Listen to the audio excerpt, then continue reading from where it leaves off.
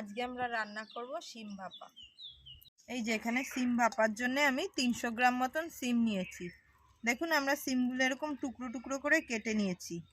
আজকে আমাদের সিম ভাপা করতে লাগবে যে যে মশলাগুলো লাগবে সেগুলো হলো কালো জিরে, সাদা সর্ষে, কালো সর্ষে, নুন, হলুদ আর মিষ্টি, কাশ্মীরি লঙ্কার গুঁড়ো, পোস্ত, সর্ষের তেল, কাঁচা লঙ্কা ও ধনেপাতা।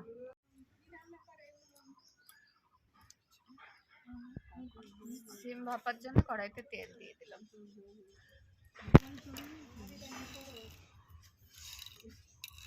তেলটা আমার গরম হয়ে গেছে, কালো জিরে ফোড়ন দেবো। তেলটা গরম হয়ে গেছে, কালো জিরে ফোড়ন দিয়েছি, এবার সিমটা দেবো।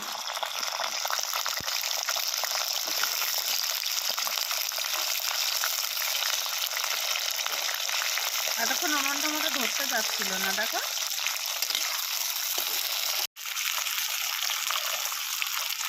আমি অল্প একটু নুন দিয়ে নেব। এখানে আমি বড় চামচে 1 চামচি সাদা সর্ষে নিয়েছি,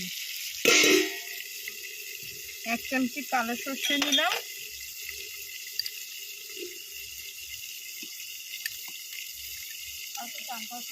আর 1.5 চামচি মতন পোস্ত নিলাম, এটা জেকে পোস্ত, আর 4টে কাঁচা লঙ্কা। এই যে 4টে কাঁচা লঙ্কা নিয়েছি আমি, এগুলো আমি বেটে নেব।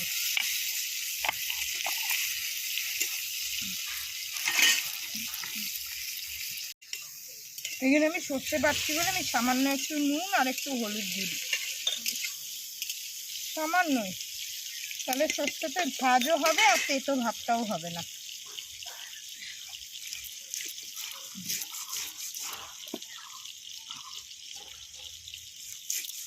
এই যে আমার দেখুন সর্ষে, সাদা সর্ষে, কালো সর্ষে আর পোস্ত, কাঁচা লঙ্কা একসাথে বাটা হয়ে গেছে। তাই করে নিয়েছিলাম তুলি।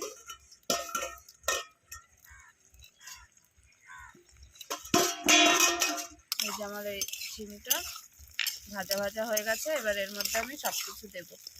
তুই ওইদিকে মশলাগুলো দে। প্রথমে দেবো সর্ষে পোস্তটা, 2 চামচ দিলাম।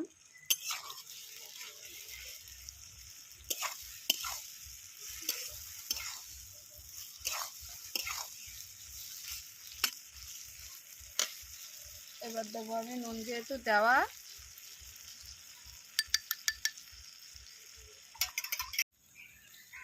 তার জন্য আমি 1/2 চামচ নুন দেব, বড় চামচের। সামান্য একটু হলুদের গুঁড়ো দেবো, একদম সামান্য। একটু লাল লঙ্কার গুঁড়ো দেবো, চিনি দেবো 1 চামচ,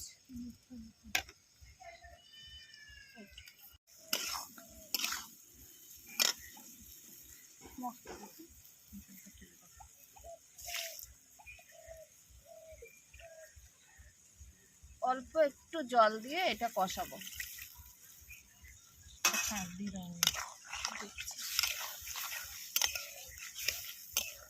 কাঁচা লঙ্কাটা তো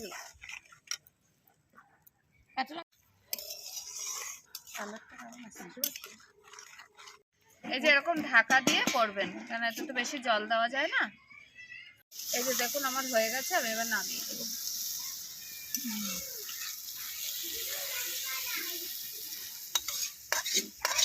আপনারা দেখলেনই যে আমরা কত কম সময়ে কত কম মশলায় একটা সুস্বাদু রান্না করে নিলাম, সিম ভাপা।